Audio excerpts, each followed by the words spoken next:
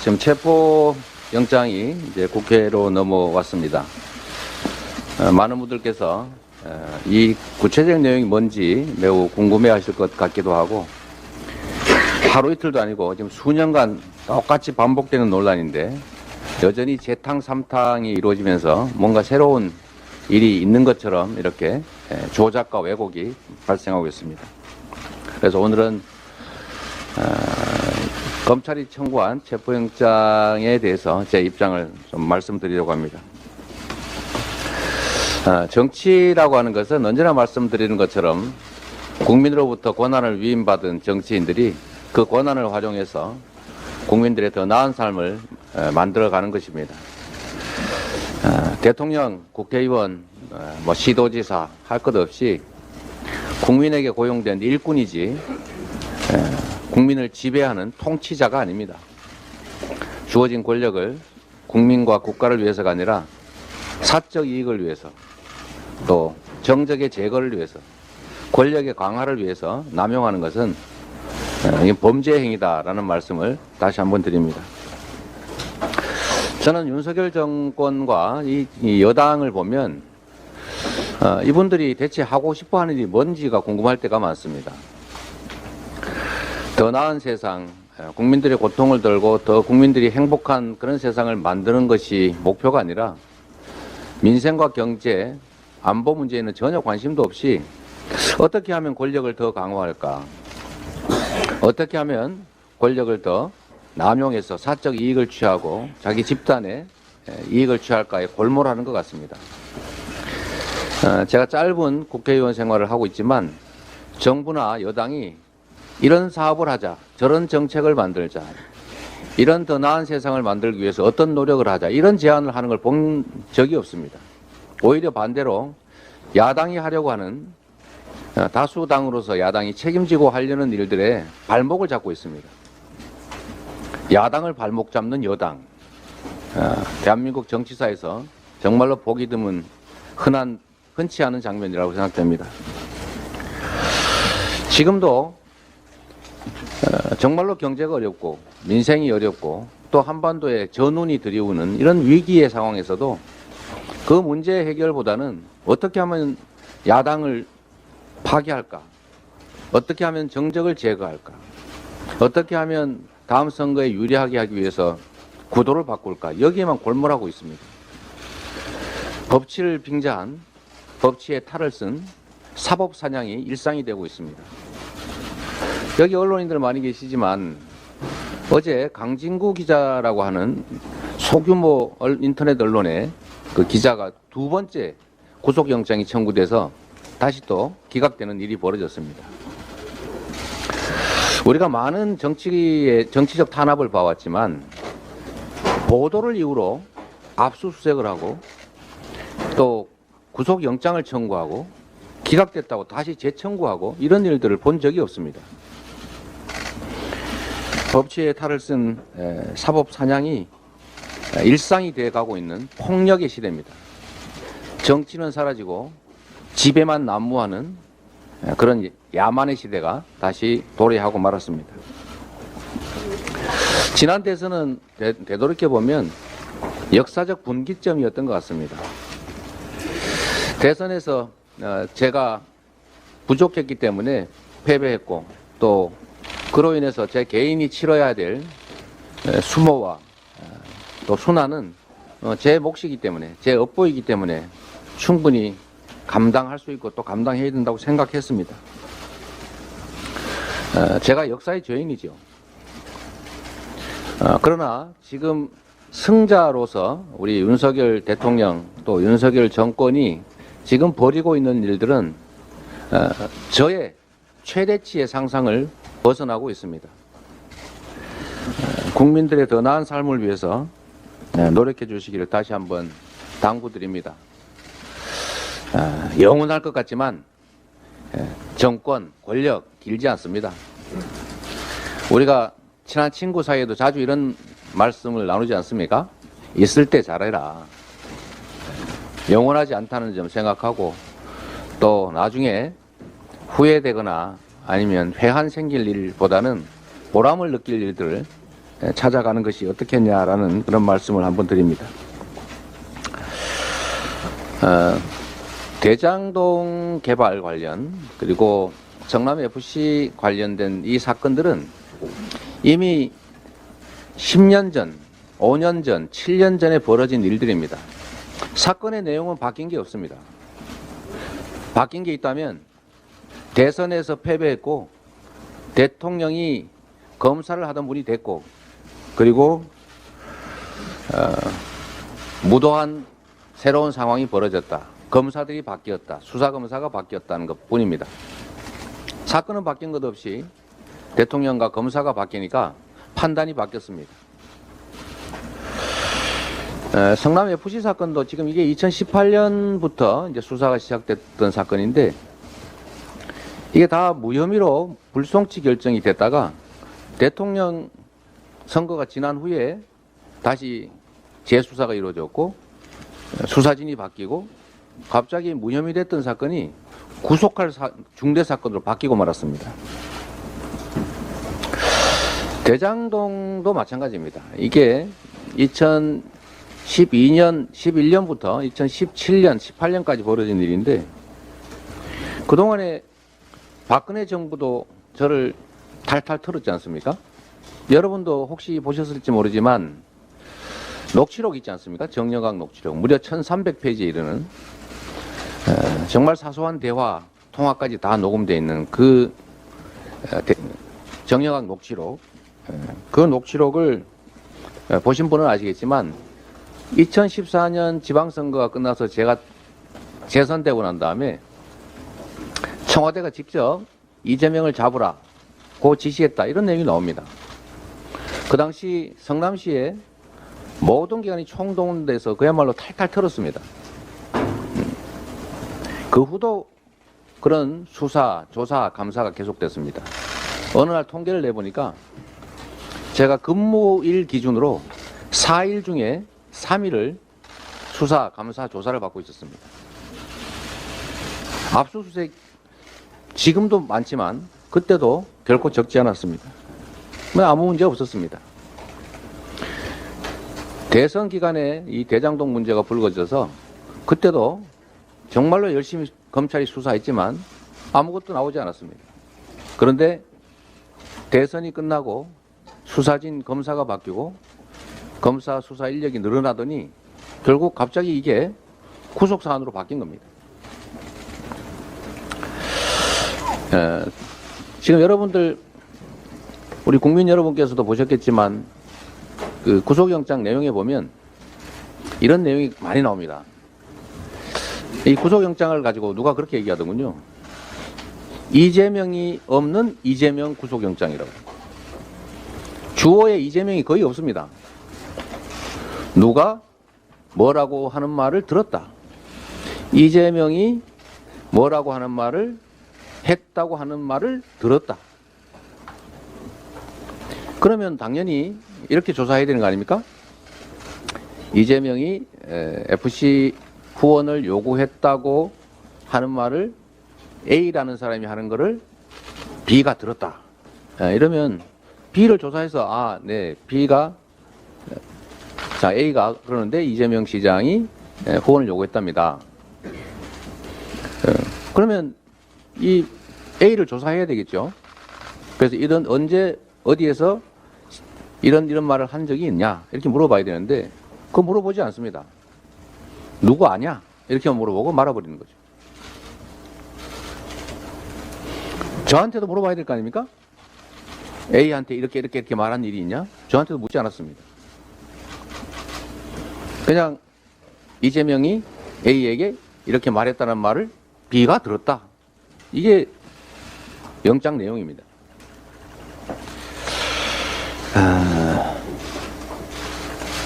또 이런 것도 있죠. 제가 정말 어처구니 없는 게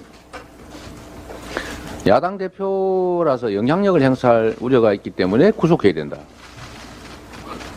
그러면 대통령 부인은 어떻게 됩니까? 구속해야 될 이유가 더 커집니까? 이런 질문을 한번 드리고 싶습니다. 이 사건 내용 중에 핵심적인 부분인데 제가 관련 업자들에게 이미 사업 인가를 내준 후에 추가 부담을 시킨 게 논쟁거리입니다. 그랬더니 이 추가 부담을 시켰다고 우리 김만배 또는 이성문 뭐 이런 분들이 저를 공산당 뭐 등등으로 욕했다고 법정에서도 진술한 바가 있고 2019년 법정에서 진술한 바가 있고 그 후에 어떤 전직 언론인과 사적 대화를 한 녹음이 공개가 되지 않습니까? 욕했다. 공산당 같은 XX, X 같은 뭐 땡땡 이렇게 욕했다고 하는 게 보도가 되고 그게 육성으로도 알려졌는데 그게 제가 증거인멸할 증거라고 하지 않습니까? 이런 어처구니 없는 영장 내용들을 보면 이게 판사를 설득하기 위한 영장이 아니라 대국민 선전전을 위한 선전문이다 이런 생각이 많이 들었습니다. 마치 국민의힘 성명서 같은 그런 내용이라는 느낌을 가졌습니다. 그리고 이 수사 과정도 한번 보신 분은 아시겠지만 저를 뭐 서면 조사할 수도 있고 소환 조사할 수도 있습니다만 이걸 굳이 소환 조사를 한 것도 그렇지만 뭐 거기까지는 인정합니다만 왜 2번, 3번씩이나 소환을 하느냐. 그럼 소환을 했으면 새로 소환할 뭐 충분한 이유가 있어야 되겠지요. 그런데 하루 종일 불러다 놓고 했던 질문 또 하고 단어의 의미가 뭐냐고 묻고 시간 질질 끌고 관련 문서들 읽어주고 이러느라고 시간을 보냈습니다. 결국은 이렇게 많이 소환을 당할 만큼 문제가 있다는 걸 보여주고 싶었겠죠. 원래 최종 조사는 한 번 하면 됩니다. 그리고 소환 조사를 한 이유는 자백을 받기 위해서가 아니고 뭔가 증거를 제시해서 꼼짝 못하게 만드는 것 아니겠습니까? 근데 제시된 새로운 증거, 증거가 없었습니다. 이게 유죄의 증거인데 한번 설명해봐라. 이럴 만한 내용이 하나도 없었습니다. 있으면 한번 제시해보라고 했는데도 여전히 제시 못하고 있죠. 이제 앞으로 우리 윤석열 정권이 하고 싶은 일은 아마도 이런 걸 겁니다. 영장 심사를 받기 위해서 구치소에 또는 영장 심사가 끝난 후에 구치소에 갇혀서 대기하고 있는 모습 또는 수갑을 찬 이재명의 모습을 보여주고 싶겠지요.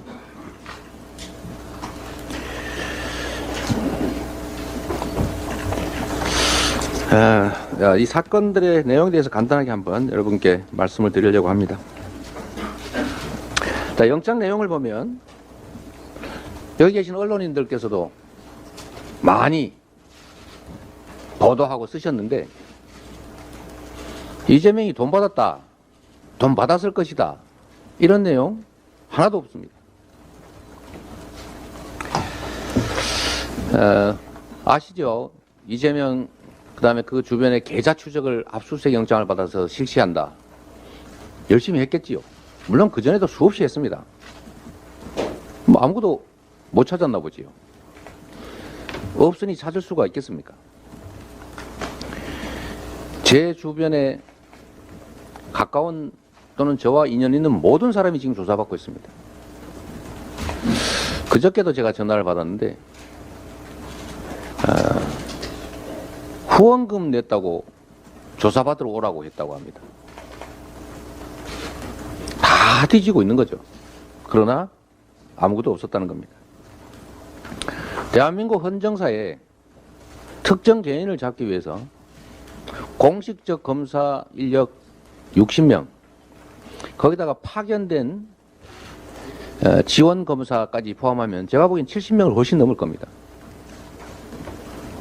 이 엄청난 숫자의 검사뿐만 아니라 이 검사들에게 배속된 수사관 평균 2~3명을 잡으면 약 200~300명이 수년 동안 또는 짧게는 1년 이상 저와 제 주변을 털고 있습니다. 그들에게는 안타깝겠지만 찾아낸 게 없다 보니까 결국 이전에 문제가 없다고 결론 났던 것들을 다시 뒤집어서 검찰에 포획되어 있는 정말 궁박한 처지에 빠진 그 사람들을 이용해서 번복 진술을 만들어내고 그 번복 진술에 기초해서 검은색을 흰색으로 또는 흰색을 검은색으로 이렇게 만들고 있는 것입니다. 변호사비 대납 어디 갔습니까? 그렇게 몇 년 동안 우선 20억을 뭐 받았을 것이다. 언제, 누가, 어디서, 왜, 얼마를 어떤 방법으로 지급했는지의 이 팩트 중에 단 한 개도 없는 그 변호사비 대납서를 가지고 1년 수개월이 지나도록 그렇게 온 세상에 도배를 했는데 대체 어디 갔습니까?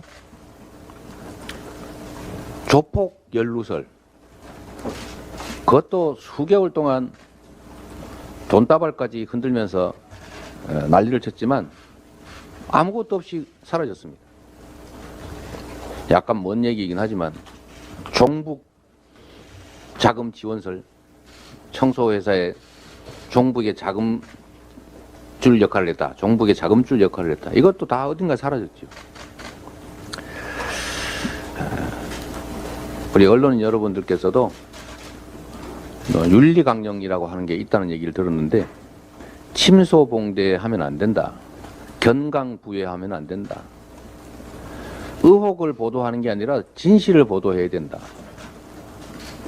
근거 없는 의혹을 확인 안 하고 보도하면 결국 허위 가짜뉴스를 유포하는 것밖에 더 되겠습니까?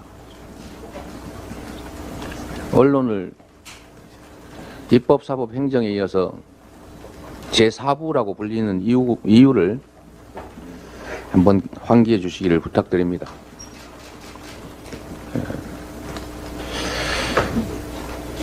지금 검찰의 체포영장을 보면 결론은 그렇습니다.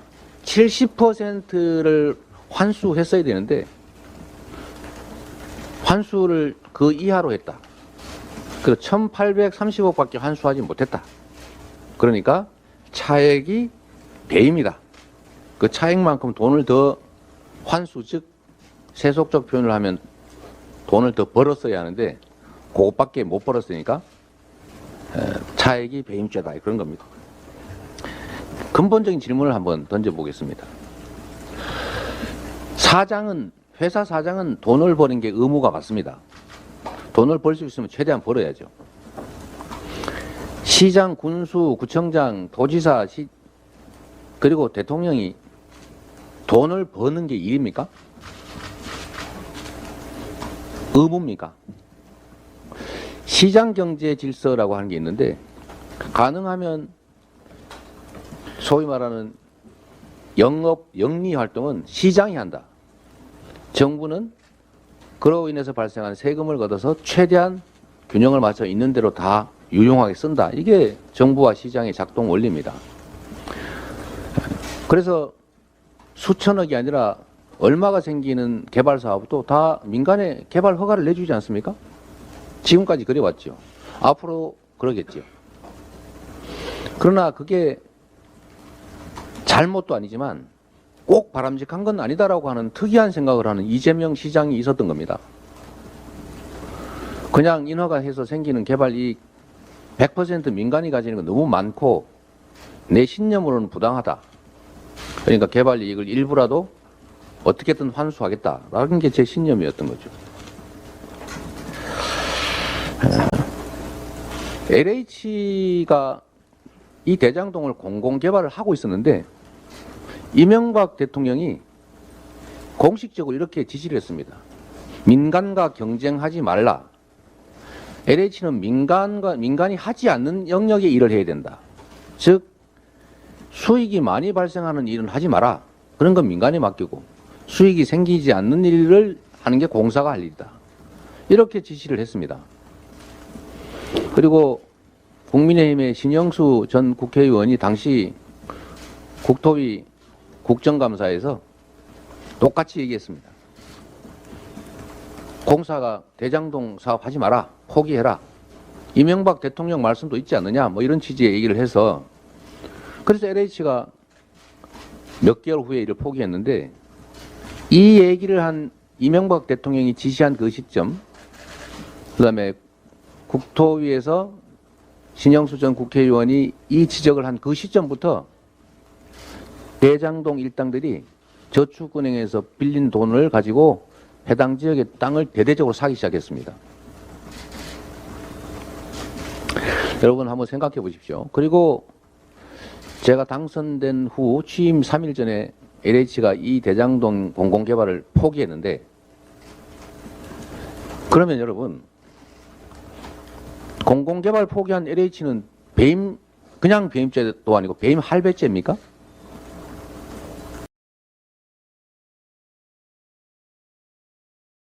다 포기해버렸는데 민간개발하라고.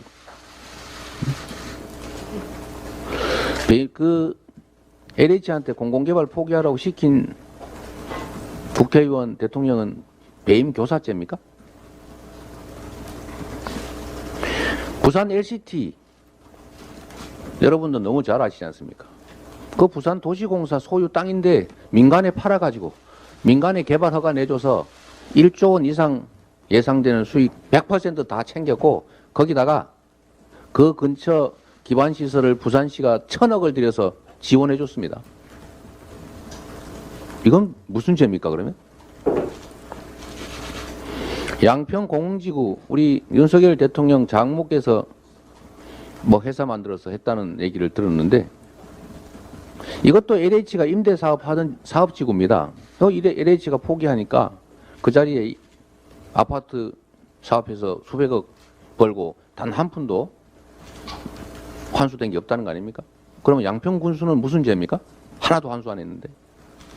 그 외에 수없이 많은 지역에 개발 허가를 해주고 한 푼도 환수 안 한 그런 사업들은 전국의 시장 군수, 시도지사들이 전부 배임죄 저지르고 있는 것입니까?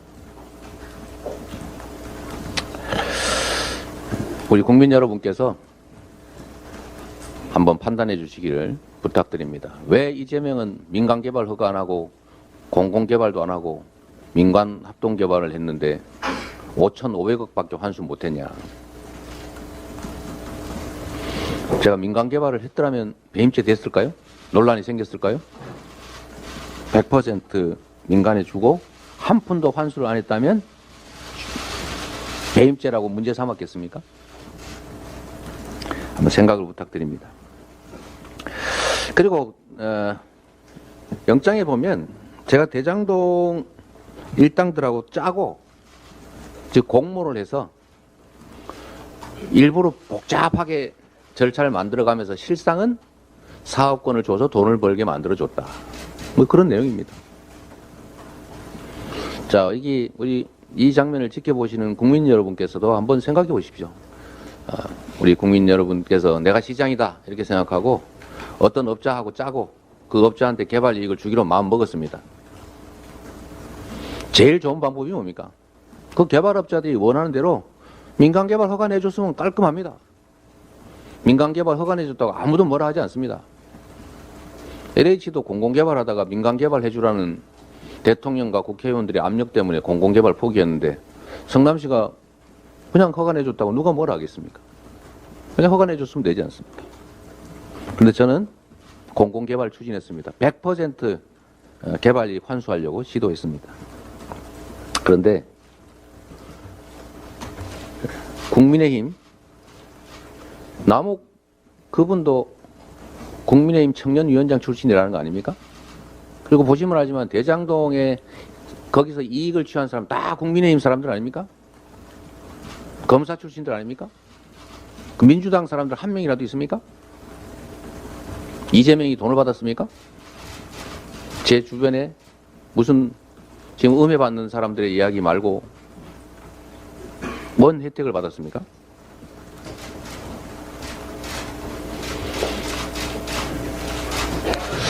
그래서 한번 판단을 해보시라는 말씀이고, 두 번째로는 이 영장에 보면 그들이 원하는 대로 제가 했다고 돼 있는데 그건 사실은 완전히 반대죠. 제가 결코 양보하지 않기 때문에 그들이 제 정한 방침에 따라서 최선을 다했었던 것 뿐입니다. 국민의힘에서 계속 방해를 하니까 지방채 발행도 거부하고 공유재산 관리 계획도 거부하고 왜 시가 나서 돈을 벌라 그러느냐. 돈 버는 건 민간에 맡겨야 된다. 이거 시장경제 위반이다. 뭐 이런 주장들이 난무했습니다. 시는 돈 벌면 안 된다. 그 사업하다가 시 파산난다. 이런 이유로 국민의힘 다수당이라서 거부를 했기 때문에 성남시 100% 공공개발을 할 수가 없었습니다. 그러면 포기합니까? 보통 같으면 포기했겠죠. 그래서 제가 표현한 대로 민간의 자본과 역량을 동원해서 사업을 하되 상당 부분의 개발 이익은 최대한 우리가 시민들이 환수하자 이렇게 바꿨습니다. 전략을. 민간 합동개발로. 자금을 동원할 방법이 없으니까요. 그랬는데 이 과정에도 그들이 원한 것은 몇 가지가 있습니다. 자, 수용을 하면 이 땅을 1,800억씩이나 들여서 부산저축은행에서 우리 윤석열 대통령 당시 검사의 비호로 안 뺏기고 그 돈으로 산 땅이 있지 않습니까? 아니면 원래 부산저축은행 수사 제대로 했으면 다 뺏겼겠죠. 그런데 안 뺏기고 그 땅을 가지고 있는데 그 땅을 다 사놨지 않습니까? 전체 면적의 약 60%. 엄청난 땅을 다 샀던 겁니다. 계약금 주고. 그랬는데 이거 수용하면 어떻게 됩니까? 다 날아가지 않습니까? 환지를 해달라고 했어요. 환지. 예, 환지가 뭔지 우리 정치부 기자분들은 잘 모르실 수도 있는데 땅을 맞바꿔 주는 겁니다. 현금으로 돈을 주는 게 아니고 수용을 하면 돈을 주고 땅을 다 넘겨야 되기 때문에 개발 이익을 못 갖지요. 그런데 환지를 해주면, 땅을 바꿔주면 개발 이익을 땅 주인이 다 갖습니다. 환지를 해달라, 환지 방식으로 개발하자라고 하는 것 제가 끝까지 안 해주고 강제 수용했습니다. 땅 산 거 어떻게 되겠습니까? 다 못 쓰게 되죠.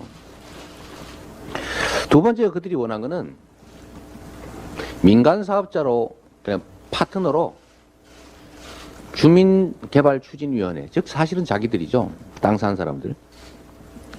거기를 지정해달라고 했는데 제가 공개 경쟁 공모를 하라고 시켰습니다. 그래도 지정이라도 하면 그 개발 이익을 가질 기회가 있지만 공모를 하면 사업자로 경쟁을 해서 뚫지 못하면 완전히 제로 되는 거 아닙니까? 또 세 번째로 이런 것도 있습니다. 자기들이 산 땅을 중심으로 개발 지역을 지정해달라. 이쪽을 사고 이쪽은 못 샀으니까. 제가 그러나 전체 지역을 다 지정했습니다. 개발구역 지정을 자신들이 산 땅 중심으로 지정해달라고 했지만 이거 그 사람들이 했다는 거 아닙니다. 이거 또 왜곡하면 안 됩니다. 주민민원의 형식으로 계속 요구된 거예요. 그렇게 하기를 원했지만 그들 원하는 대로 되지 않았다 그 말이죠. 전체 지역을 다 지정했으니까요. 만약에 제가 그들하고 협잡을 했다면 최소한 민간합동개발 단계에서 그 주민들 또는 그분들을 그냥 민간 사업자로 해서 그냥 같이 SPC 특수목적법인 만든 다음에 거기다 허가해 주면 됩니다. 그들이 원하는 대로 환지해 주면 됩니다. 그들이 원하는 지역 지정해 주면 됩니다. 그리고 그들이 원하는 대로 1공단은 빼고 대장동만 개발해 줄 수도 있지만 그렇게 하지 않았습니다. 혹시 법조 기자분들이 보실지 몰라서 말씀을 하나 드리면 남욱이 그렇게 증언했다고 하더군요. 유동규한테 몇 억씩 주면서 이렇게 그 청탁을 했는데 그 청탁이 하나도 이루어진 게 없다. 그 청탁이 제가 알기로는 이런 겁니다. 공공개발 말고 민간개발해달라. 민간합동개발하면은 민간 사업자를 자신들로 지정해달라. 자기들이 산 땅을 중심으로 사업구역으로 지정해달라. 수용하지 말고 환지해달라 이런 거였는데 하나도 수용되지 않았다 그 말이죠. 그리고 여러분도 녹취록이라고 하는 거 보시면 알지만 거기에 제가 공모를 하고 또는 어떤 사람이 저한테 이렇게 업자들이 원하는 게 이런 건데 해주기로 합시다. 그래서 그럽시다. 이렇게 얘기를 해서 동의를 했으면 그 내용이 왜 녹취록이 하나도 없겠습니까? 그 녹취록에 그런 내용이 하나도 없을 뿐만 아니라 오히려 이재명 시장 알면 안 된다. 이재명 시장이 너네 무지하게 미워한다. 제가 미워했습니다. 그 특정인은 모르지만. 부동산 투기 이런 세력을 제가 워낙 싫어합니다. 제가 파크뷰 특혜 분양 사건에 그 사람들 때문에 구속까지 된 일이 있어서 그러죠. 그런 내용이 하나도 없고 반대다 그 말입니다. 녹취록 내용이. 녹취록이 나오는 걸 읽어본 사람은 누구나 알 수 있죠. 그리고 정말로 황당한 거 이런 내용이 있습니다. 70%를 회수했어야 되는데 못했다. 여러분 시장의 물건값도 공급자와 수요자가 공급과 수요가 균형이 맞춰서 이루어지는 겁니다. 시장에서 70% 환수하겠다고 정했는데 안 사, 안 해. 이러면 사업 망하는 겁니다. 어떻게 이걸 일방적으로 정합니까? 제시하고 그쪽이 다시 응하고 그래서 협의를 해서 정하는 게 가격이죠. 그게 시장이죠. 근데 어떻게 70%를 무조건 회수한다고 정합니까? 1조 5천억 가까이 되는 거대 자금을 동원해서 해야 되는데 망하면 어떡합니까? 누가 하겠어요, 이거를? 이 70%라고 하는 것도 어디서 나왔나 이렇게 자세히 들여다봤더니 심사 과정에서 공사 직원이 그런 주장을 한 사람이 있었다고 합니다. 70% 영업이익의 70%를 주면 점수를 더 주고 60% 이하로 이렇게 떨어지면 점수를 좀 깎자. 이런 심사 기준 만들자. 이런 제안이 있었는데 이거는 확정이익으로 가자라고 해서 안 했다고 합니다. 그 안에 내부에서. 근데 그 직원이 그런 제안을 한 사실이 있었기 때문에 70%가 기준이 된 겁니다. 앞으로 모든 기업들은 상대와 협상을 하거나 가격을 정할 때 검찰에게 물어보지 않고 하면 검찰이 생각하는 최대치와 실제 거래 가격의 차액만큼이 배임죄가 될 수 있다. 그래서 검찰에 반드시 물어보라 라고 제가 말씀드리고 싶어요. 검찰도 가격심사부 이런 걸 하나 두어가지고 범죄를 미리 막아주면 좋겠다는 생각이 듭니다. 그리고 성남시가 환수한 게 1830억밖에 안 된다가 영장 내용인데 검찰이 과거에 저를 5,503억 원을 환수했다라고 하는 게 거짓말이다라고 기소한 일이 있습니다. 그런데 그거 다 사실이다라고 해서 1, 2, 3심 대법원까지 무죄 판결을 받고 판결상 5,503억을 환수한 게 맞다라고 명시되어 있는데 1,830억만 환수했다고 영장에 버젓이 써놨습니다. 대법원 판결을 존중한다는 분들이 대법원 판결과 완전히 반대되는 그런 주장을 하고 있다 이 말씀을 드리고요. 그 다음에 왜 확정액으로 했느냐 이런 얘기가 거기 나옵니다. 비율로 했으면 이익이 늘어나는 만큼 더 수익이 성남시 몫 또는 도시공사 몫이 늘어났을 거 아니냐. 근데 못 늘어났으니까 확정으로 정한 게 배임이다 이런 겁니다. 만약에 여러분 당시에 예측했던 것보다 경기가 나빠서 지금 1년 만에 이렇게 대한민국의 부동산이 완전히 급전직하했는데 이런 상황이 당시에 벌어졌다면 어떻게 됩니까? 예상 수익이 예상보다 많이 떨어졌다. 수익이. 그러면 성남시가 받을 게 없어졌겠죠? 이건 무슨 말이냐면 비율로 정하면 부동산 경기가 개선되면 이익이 늘어나지만 부동산 경기가 나빠지면 손해가 납니다. 경기가 좋아지면 유죄, 경기가 나빠지면 무죄입니다.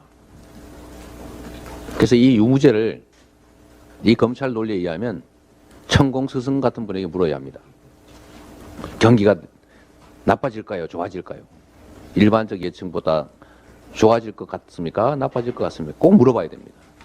잘못 예측하면 갑자기 범죄자가 됩니다. 사실 농담할 일이 아닌데 경기의 예측이나 비율로 할 것이냐 확정 방식으로 할 것이냐 이런 거는 정책 판단 또는 경영 판단의 영역이라는 것이 확고한 법원의 판례입니다. 왜 비율로 안 했냐 라는 이런 주장 자체가 참 납득하기 어렵다 말씀드리고요. 그것도 영장 내용에 보면 무슨 뭐 정보를 유출을 했다 이런 얘기가 나오는데 정상적인 행정 처리를 한 겁니다. 누군가가 정보를 유출했겠지요. 그러나 그 누군가 정보를 유출하는 걸 저한테 제가 업자들에게 이렇게 불법적으로 정보를 유출합니다 라고 저한테 보고를 하고 승인을 받는다는 게 그게 일반적으로 납득이 되는 얘기겠습니까? 그리고 아까도 얘기했지만 실제로 그렇게 했다면 그 업자들의 녹취록에 야 이번에 이재명 시장한테 이런 거 보고했더니 하라 그러더라 이런 내용이 한 줄이라도 있어야 될 거 아닙니까? 하나도 없죠. 위례사업도 사실은 마찬가지 녹취록에 그 내용도 하나도 없고 공사의 고유 업무인데 공사가 하는 일인데 그걸 왜 일일이 저한테 보고를 하겠으며 제가 승인권자로 승인할 항목들이 몇 가지 있는데 뭐 그런 것들은 제가 당연히 결제하죠. 그러나 민간업자들과 유착했습니다. 이렇게 불법적으로 합니다. 이런 걸 저한테 보고하고 승인받았다는 말도 이상할 뿐만 아니라 그런 거 했더라면 그 별 시시콜콜한 얘기까지 뇌물 주고받는 얘기까지 다 녹음돼 있는데 그런 내용, 이런 내용이 얼마나 중요한데 녹취록에 대화에 저 통화에 없었겠습니까? 성남 시민구단 얘기도 똑같습니다. 이건 최근에 우리 그 경남도지사 하셨던 홍준표 대구시장께서 관련 기업들한테 후원을 요청하고 이렇게 후원 받았습니다 이렇게 해서 사진도 찍어서 낸 게 수없이 많죠. 그런데 저는 2014년 그 전후로 2015년 전후로 이명박 박근혜 정권으로부터 집중 견제를 당하고 있었기 때문에 그때 종북의 자금줄이니 이러면서 수사도 받고 아까도 얘기했지만 2014년 6월에는 청와대가 이재명 반드시 잡아라 이런 지시를 해가지고 성남시를 탈탈 털 때이기 때문에 어떤 의심을 받을 일도 제가 하지 않았습니다. 공무원들에게도 측근들에게도 주변 사람들에게도 다 그렇게 지시했죠. 내 근처에 있으면 폭탄을 맞는다. 벼락 맞는다. 그러니까 철저하게 조심하고 숨겨야 될 일을 아예 하지 마라. 우리는 어항 속 금붕어다. 이런 얘기를 수없이 했죠. 그래서 저는 관련 기업들에게 개별적으로 후원해라 또는 광고해라 이런 얘기를 한 번도 한 일이 없습니다. 제가 한 거는 그냥 정상적인 행정 처리를 한 거죠. 이 구속영장 내용 어디를 봐도 제가 한 행정이 뭐 잘못됐다 이런 내용이 하나도 없습니다. 열심히 찾았겠지만 하나도 못 찾은 거죠. 두 번째로 성남FC는 미르재단하고 자꾸 비교를 하는데 미르재단은 개인이 만든 사설재단법인입니다. 그리고 그 미르재단의 손해와 이익은 개인에게 귀속되죠. 또 미르재단에 유입된 돈을 비정상적인 방법으로 빼다 썼습니다. 그런데 성남FC는 성남시 조례로 만든 성남시 산하기관이고 부족한 예산은 성남시 시민세금 즉 예산으로 다 메우는 그런 구조이기 때문에 손익이 손해와 이익이 다 성남시 즉 성남시민에게 기속됩니다. 광고비가 늘어나면 성남시의 지원 예산이 줄어들 뿐이고 광고나 후원이 줄어들면 성남시의 지원 예산이 늘어나는 그런 관계에 있는 거죠. 그래서 이건 사유화가 불가능하다. 시장은 당연직 구단주의고 독립경영을 하기 때문에 이 구단이 광고를 유치하고 후원을 유치하는 것들은 시행정과는 분리되어 있는 것이죠. 그리고 공직자들이 여기서 어떤 혜택도 본 게 없습니다. 지금 오죽하면 이 FC의 예산을 이렇게 부정하게 썼다라고 검찰이 몇 년 동안 뒤졌는데, 경찰과 검찰이 몇 년간 뒤졌는데 하나도 못 찾았죠. 왜? 없었으니까. 그래서 겨우 한 게 뭡니까? 직원들이 월급 받은 금액을 써놨어요. 그 직원들이 뭐 가짜 직원입니까? 다 정상적으로 일하고 자기 업무하고 그래서 받은 보수를 마치 무슨 불법적인 지출인 것처럼 써놨죠. 말씀드렸던 것처럼 이건 이미 무혐의 처분, 무혐의 불송치 결정이 됐던 일입니다. 다만 딱 바뀐 거는 대통령과 검사가 바뀌었다는 것이죠. 네, 얘기가 좀 길었는데 여러분들께 꼭 여기 계신 분만이 아니라 또 많은 분들이 요즘은 직접 또 이 장면을 보시기 때문에 얘기가 좀 길었습니다.